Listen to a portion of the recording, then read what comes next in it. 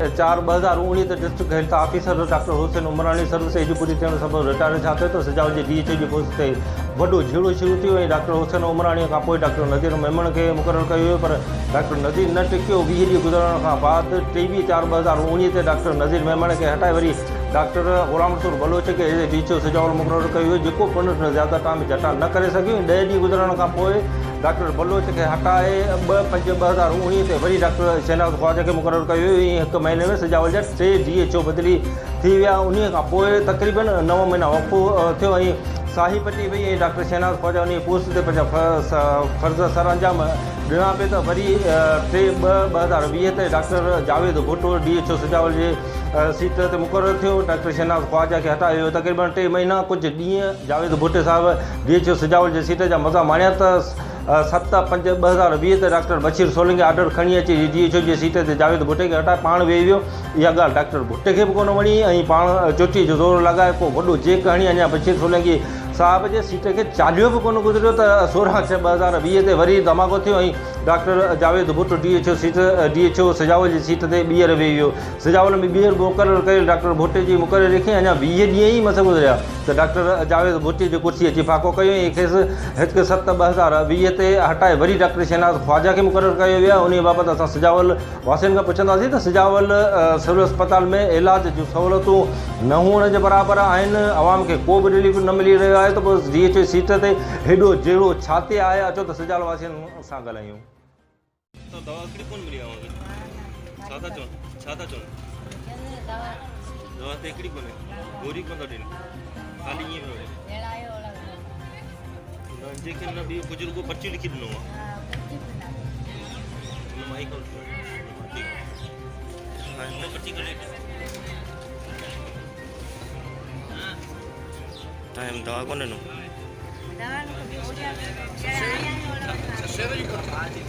सब शहर जी पर्चियूं हिते अस्पताल में आओ गोरी हिकिड़ी कोन मिली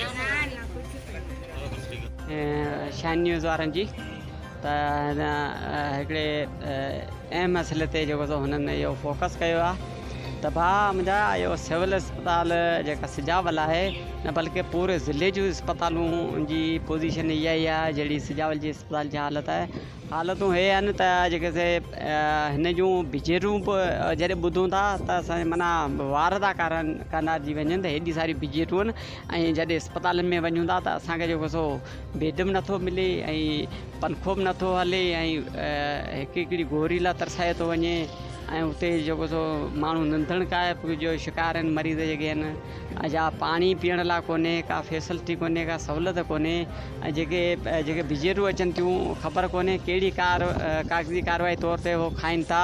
ऐं जॾहिं हिते असां पंहिंजी अखियुनि सां ॾिठो त सिविल सेशन जजनि बि छापा हया नेब वारनि बि छापा हया पर उहे कार्रवायूं केॾां वियूं कीअं थियूं का ख़बर नथी पए। असल में छा आहे असीं पाण खे नंढण को ई सम्झूं था असीं ग़रीब आवाम में वधि में त घोड़ा ताईं पहुचूं था, ॿियो त कुझु कोन्हे। त इन्हनि खे वारसी करणु खपे ऐं जेको वारसी करणु खपे बल्कि जेको सो ही आवाम आहे हिन बिजेर जी मालिक जेका असल में आवाम आहे ऐं अस्पताल में जेको मर्फ़ जेका हाणे हिननि कुझु अरसे खां वरी दाख़िल कई आहे मर्फ़ त वॾो मेडिसन हूंदा शो करे थी पर असल में मर्फ़ जो अंदरि का कारकर्दगी सही कोन्हे। त ऐं ऑफिस में जेके क्लार्क वेठा आहिनि तिन में बि असांखे को बि अहिड़ो को ईमानदार नज़र नथो अचे ऐं आउं सम्झां थो त करोड़नि रुपया जेके से जेके फबाइण में जेके उन्हनि जो किरदारु अहम आहे त इहा सही नमूने सां उनजी जांच कई वञे ऐं असांजो जेको सो हीउ सिहत जो अहम मसइलो आहे उन मसइले ते जेको सो असांजी सूबाई वज़ीर आहे या वज़ीर आहे या जेको सिहत जो जेको शोबो आहे उनखे असांखे ॿियो कुझु बि त हूअं ई इंसानी बुनियादी सहूलियतूं ज़िले सिजावल खे कोन बि मिलनि पर ख़ुदारा हीउ जेको असांजो हीउ जेको जीअण जो हिकिड़ो ई वाइद ज़रियो आहे जेको तकलीफ़ुनि जी निजात जो ज़रियो आहे अस्पतालूं सिहत जो शोबो हिननि खे त सुधारियो त बिस्मिल्लाहिर्रहमानिर्रहीम। सिजावल सिविल अस्पताल ज़िले जी अस्पताल आहे। 15 महीननि में 7 GHO बदिली थिया आहिनि पर हिते जे माण्हुनि खे को बि फ़ाइदो कोन्हे, को बि रिलीफ कोन्हे को। जे OPD में वञे थो त हिकिड़ो डॉक्टर वेठो आहे, सो सभिनी मरीज़नि खे ॾिसे थो। जेकॾहिं जहिड़े जो केस आहे या कॾहिं को छिते खाते जो आहे, छिते कुते कंहिंखे खाधो आहे या नांग खाधो आहे, त सभिनी खे हिकिड़ो डॉक्टर सो कलाकनि जो कलाकु कोन्हे को।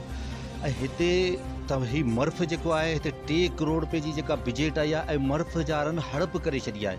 ऐं कंहिं बि कंहिं मरीज़ खे हिकिड़े टके हिकिड़े जी पेनाडोल जी गोरी बि हुननि खे जेका असां कोन थी मिले का।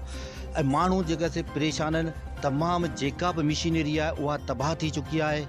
ऐं तव्हां ॾिसो जेकॾहिं ऑपरेशन थिएटर जो सामान आहे या एम्बुलेंसूं आहिनि, सभु जेके से बर्बादी तबाह, कंहिंजो टायर पंचर आहे, कंहिंजो कीअं आहे, उन में किथे बि को ख़र्चु कोन थो थिए।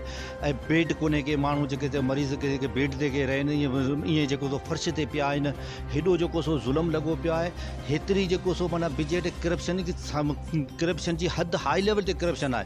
असां मुतालबो करियूं था हाई अथॉरिटी खे त इन्हनि ते जांच कई वञे। इहे जेके हिननि पैसा जेके हड़प कया आहिनि, ऐं हिननि मज़लूम माण्हुनि जो, ग़रीब माण्हुनि जो, हिते जे ज़िले जी आवाम खे को बि फ़ाइदो कोन्हे को। ऐं इन जी जांच कई वञे ऐं हिननि खे फ़ाइदो ॾिनो वञे। जहां त अस्पताल जॻह लाइ बंदि करे छॾिजे, त इन्हनि में जा ग़रीबनि लाइ जेकॾहिं ठाही विया त को बि फ़ाइदो कोन्हे को। त इन जे करे असां वस वारनि खे अपील करियूं था त ख़ुदारा इन शइ जी इंक्वायरी करे जांच कई वञे। जिन्हनि बि करप्शन कई आहे, जेके बि मुजरिम आहिनि, उन्हनि खे सज़ा ॾिए। नाज़रीन, सिविल अस्पताल सजावल मर्फ़ इंजो हवाले करण खां पोइ आवाम हिकु पेनाडोल गोरी लाइ सिकी रहियो आहे। करोड़नि रुपयनि जो बजटूं माण्हुनि खे को लाभ ॾेई न सघियूं आहिनि। अस्पताल में 2 हज़ार गजी बि गुरबत ऐं मुफ़लसीअ में मुब्तला माण्हुनि खे को फ़ाइदो ॾेई न सघिया। ज़िले हेडक्वार्टर सजावल अस्पताल में दवाऊं अणलबा आहिनि। अस्पताल में ईंदड़ मरीज़नि खे बाज़ार मां दवाऊं ख़रीद करण लाइ पर्ची ॾिनी थी वञे। इमरजेंसी में बेडनि जी खोट हुअण सबबि मरीज़ फर्श ते तड़पंदे नज़र अचनि था। इन खां अलावा अस्पताल जे इमरजेंसी वार्ड में सिर्फ़ु हिकु डॉक्टर मुक़ररु कयल आहे। ऐं सजावल जे माण्हुनि जूं ॻाल्हियूं ॿुधियूं। संदन वधीक चवणु आहे त DHO ऑफिस जा क्लर्क मुबैना कोड़ा बिल ठाहे ऑफिसरनि जूं जल्दी सयूं करे बजट कढाए वञनि। जेके केतिरा ई भेरा पकड़ा बि विया आहिनि, पर तक जे चूंडियल नुमाइंदनि समेत आला अख़्तियारियुनि जेली माफ़िया ख़िलाफ़ को बि एक्शन नाहे खयो। हिन वक़्तु बि अस्पताल जा 3 मुलाज़िम 84 लख जे फ्रॉड में पकड़िया विया। 3 खे सिर्फ़ु बदिली कयो वियो, ॿियो को बि एक्शन न खयो वियो। उहे बि आहिस्ते आहिस्ते वापसि सजावल अचणु शुरू थी विया आहिनि। हिते जा अवाम चूंडियल नुमाइंदनि ऐं आला अख़्तियारनि खां मुतालबो कयो आहे त करप्ट मुलाज़िमनि ख़िलाफ़ु जोगा क़दम खयां वञनि ऐं अस्पताल में टेस्टनि जूं सहूलियतूं ऐं दवाऊं वग़ैरह मुहैया कयूं वञनि त जीअं हिते जो ज़िले जो अवाम सुख जो साह पटे सघे। कैमरामैन राज़ पठाण सां अहमदाद पठाण, शाहीन न्यूज़।